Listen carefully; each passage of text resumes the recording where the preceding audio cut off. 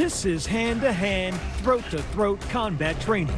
Get on the go. These civilians are ready for war over blood and treasure. And the treasure is South Africa. Her topography like few places on Earth. Her tensions part of a rising tide covered around the world. I thought the whole point of the new South Africa, it rejected racial discrimination. This is the start of a genocide as far as I'm concerned. Here the battle lines are starkly black and white. Now we're going on one of the night patrols. This would go 3, 4, 5 hours. Most of us have been in some form of attack. These are secret soldiers of sorts, out on patrol, white South Africans afraid, claiming they are under attack by the black majority and those who run this government. The government is not protecting us, and we need to take a stance. We have no other choice. And the way they see it, this de facto war has already taken lives. No one knows that better than fellow farmer Bernadette Hall. I saw 5 black men approaching the dairy area. Her husband David was murdered when bandits robbed their farm. I turned around to David and I said to him that they're coming and they've got guns. The couple fought back. David tackled to the ground. Bernadette shoved in a shed where she found her cell phone.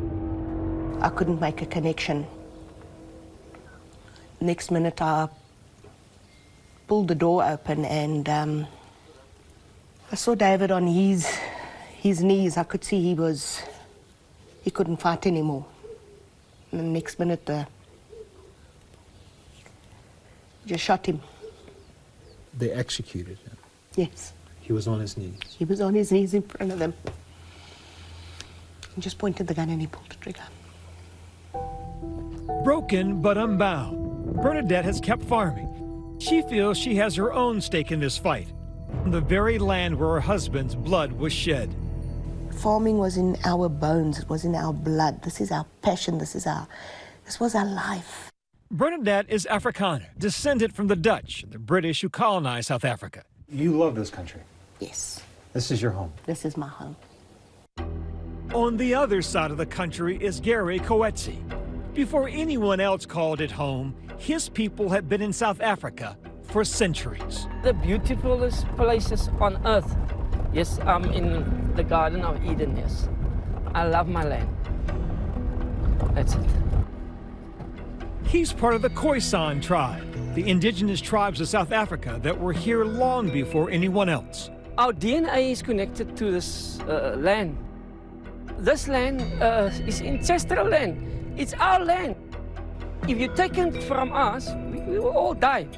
2 South Africans, 2 very different claims to the land. Their divide stems from a controversial government proposal. It's called land expropriation without compensation. The government seizing land without paying the current owner for it, and then giving that land to someone else. If they want to come and take this land, we're not going to stand back. You will fight? I will fight for this land, yes. That sounds like civil war to me. Don't you think we are almost on civil war? You can never whip these birds. You've got to keep the white, the black separate. In America, our racial divisions lie under the specter of slavery and Jim Crow.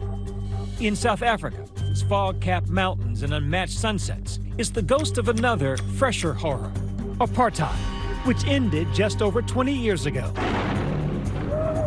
It's a country that's long solved its problems with violence. But with the inauguration of Nelson Mandela came new hope, the man with the audacity to become president. Let us stretch out our hands to those who have beaten us and to say to them, we are all South Africans. Now that Mandela is gone, his beloved African National Congress tarnished by corruption.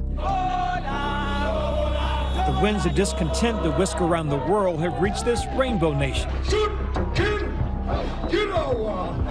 The divide between black and white deepened again. Land was forcefully taken from the African indigenous people. We should be ready to confront the enemy and fight for our country. As Bernadette Hall sees it, she was victimized once by killers and thieves.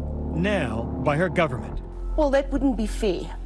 I mean, I legally bought this farm. I worked to be able to do that. Now you come in, you take this farm, and I've got to disappear. Where have I got to go to? She will not go quietly. Her gun is with her at all times, her horrors still fresh. Unfortunately, that is something that you relive every time you talk about it.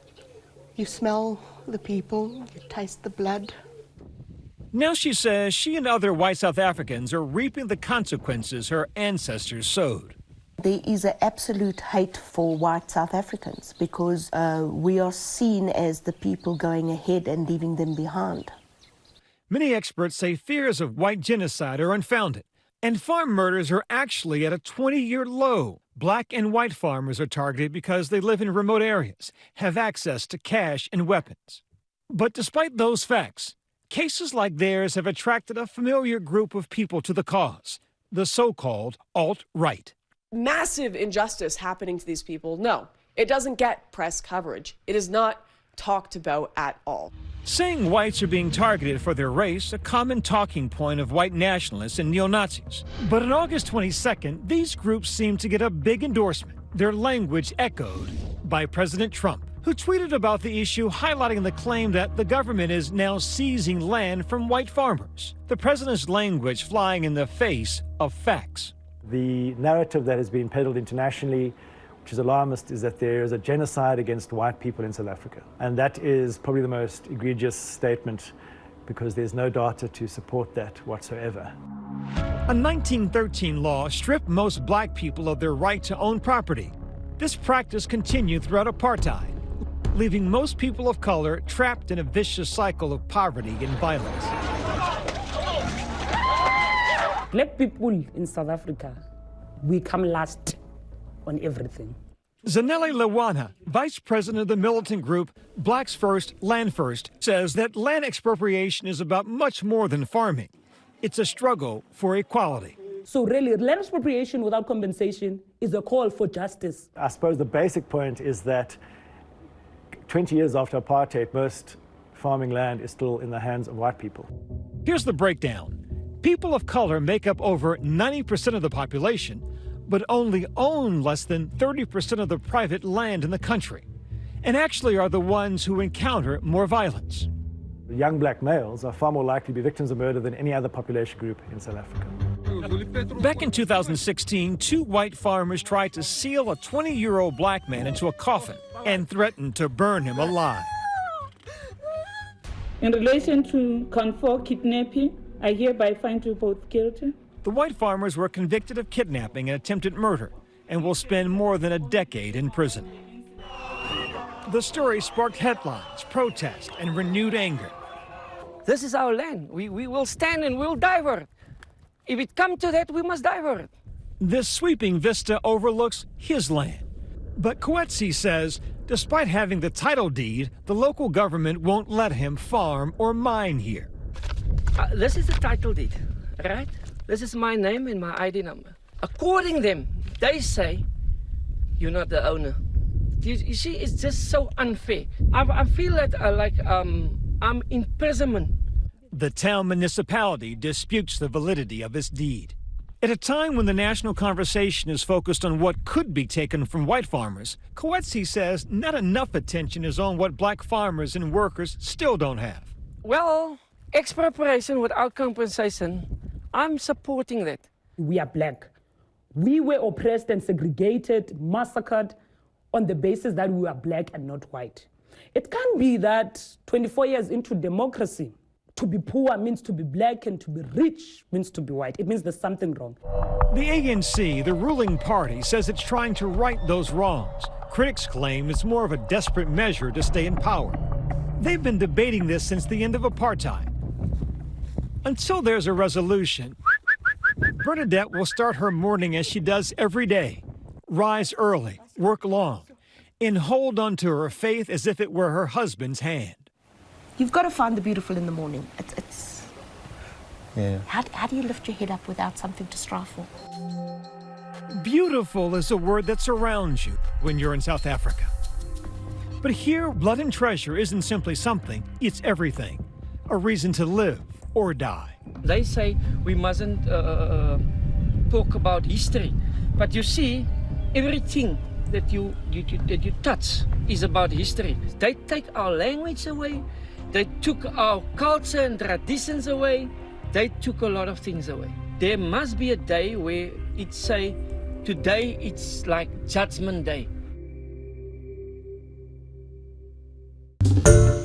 Hi everyone, George Stephanopoulos here. Thanks for checking out the ABC News YouTube channel. If you'd like to get more videos, show highlights, and watch live event coverage, click on the right over here to subscribe to our channel, and don't forget to download the ABC News app for breaking news alerts. Thanks for watching.